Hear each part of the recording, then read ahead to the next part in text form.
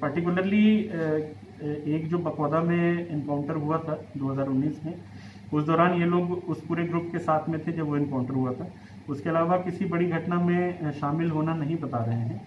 और यहाँ पे नक्सलियों की जो संख्या इनसे पूछी तो इनका कहना है कि लगभग 30 के आसपास की संख्या है, जो कि कान्हा एरिया में और हमारे कवर्धा एरिया में विचरण करते हैं। 150-200 संख्या बताया जा रहा था, इसका मतलब कम हो गया है कि नकली छोड़ भाग गए हैं? जैसा कि इनके पूछताछ से और कुछ साहित्य जो हमको इनके डंप से मिला था उससे पता चल रहा है कि 100-150 की संख्या तो कभी भी इस क्षेत्र में आई नहीं थी। अलग अलग क्षेत्रों से जो सूचनाएं मिलती हैं, कई बार उसको जैसे एक ही ग्रुप को दो जगह देख लिया गया तो उसको दो अलग अलग ग्रुप समझ लिया जाता है।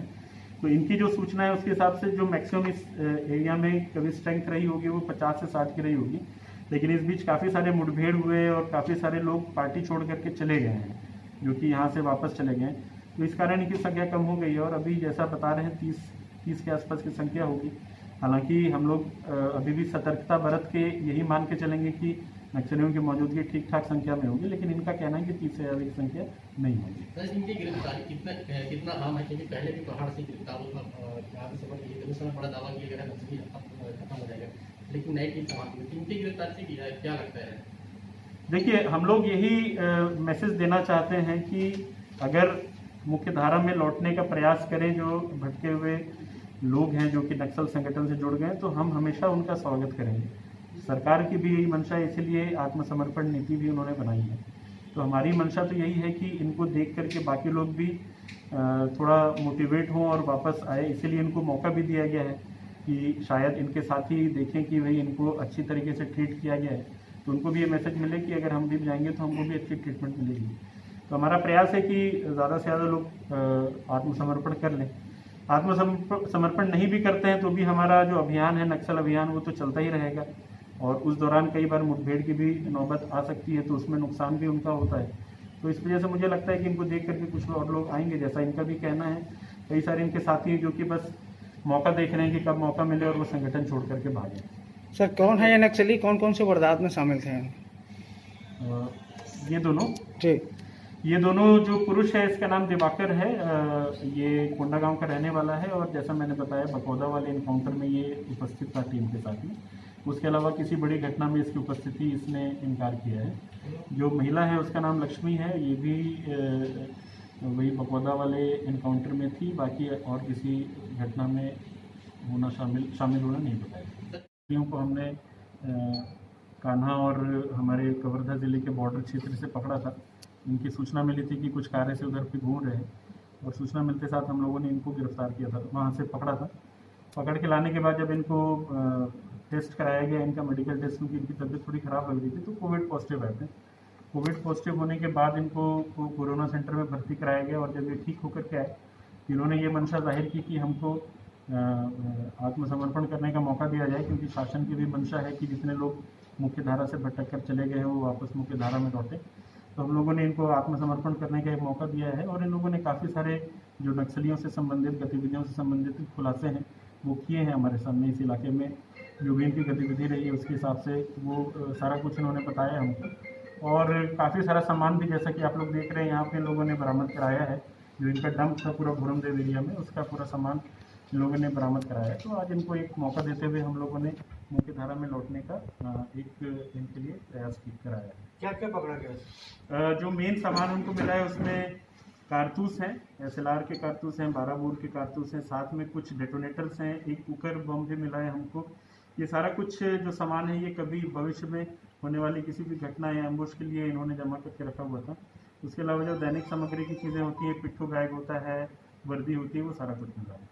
नकदी भी बरामद की गई? हाँ, इनके पास से जो डंप निकाला था उसमें कुछ 10 लाख कैश भी था, वो भी बरामद किया। वजह क्या है सर जो उन लोगों को अपने दल को छोड़कर आए हैं? नहीं, जैसा मैंने बताया कि तात्कालिक तौर पे उस समय दल को छोड़ने की सूचना हमको नहीं मिली थी। हमको ये सूचना मिली थी कि ये लोग किसी कार्य से गाँव आए और हमने इनको लिया, हमने इनको पकड़ा था। पकड़ने के बाद जब इन्होंने देखा कि पुलिस हम इनका इतना सहयोग कर रही है, इलाज कराने में मदद किए हैं, बाकी चीज़ों में मदद किए हैं, तो इन लोगों ने कहा कि अब हम वापस नहीं जाना चाहते हैं और मुख्य धारा में ही रहना चाहते हैं। सर, पूछताछ में पुलिस द्वारा क्या कुछ बातें सामने आई हैं? क्या कुछ किसी बड़े वारदात को अंजाम देने के फिराक में थे लोग? बेसिकली हम लोगों ने इस एरिया की जो गतिविधि है उसके बारे में ही पूछताछ की थी कि क्योंकि कोई बड़ा काडर इस बीच हमारे पास में था नहीं जिससे कि हम ये पूरी जानकारी ले सकें कि कवर्धा ज़िले में इनकी क्या गतिविधियां हैं नक्सली मामलों में। तो हम लोगों ने जो भी पूछताछ की उसमें यही पता चला है कि अभी बहुत ज़्यादा ये अपने पैर नहीं पसार पाए इस इलाके में, क्योंकि जो पब्लिक का सपोर्ट है वो उनको बहुत ज़्यादा नहीं मिल पा रहा है। हालांकि इनका प्रयास लगातार जारी है और अलग अलग क्षेत्रों में ये लोग बीच बीच में कभी कभी मीटिंग भी लेते हैं। और उसके अलावा किसी बड़ी घटना को कारित करने का कोई प्लान तो इनका अभी तक नहीं था, क्योंकि संख्या जो नक्सलियों की वो कम है, लेकिन भविष्य में कोई ऐसी प्लानिंग से इनकार नहीं किया जा सकता। अच्छा, ये कितनी सख्ती के लिए हम लोगों ने शासन की नीति के तहत फिर उन लोगों को उनके सामने ये पेशकश रखी कि आप चाहो तो आप हमारे साथ रह करके मुख्यधारा से जुड़ करके अपना जीवन यापन कर सकते हो। वो लोग तैयार भी हो गए और आज हम लोग फॉर्मली उनको आपके सामने पेश करने वाले हैं। इस दौरान लगातार उनसे पूछताछ भी जारी थी और क्योंकि वो जो दो एक महिला और एक पुरुष का नाम दिवाकर है और वो कोंडा गांव का रहने वाला है और वो जो भूरमदेव एरिया कमेटी या प्लाटून नंबर 2 जो हमारे एरिया में सक्रिय था उसका कमांडर था संगठन छोड़ने से पहले। तो काफ़ी ज़्यादा जानकारी थी उसको इस एरिया में, क्योंकि लगातार पिछले 4-5 सालों से वो एक्टिविटी उसकी रही है, यहाँ पे हमेशा आना जाना लगा रहता था।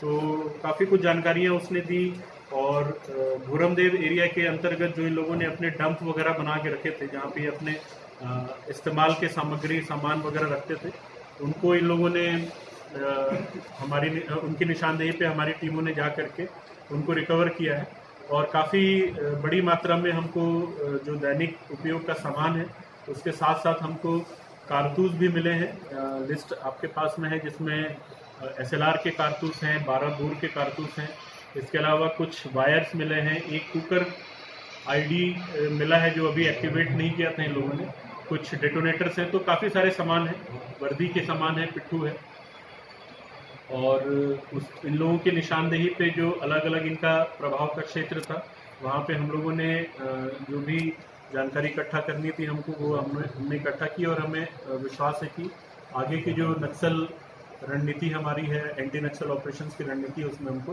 काफ़ी मदद मिलेगी।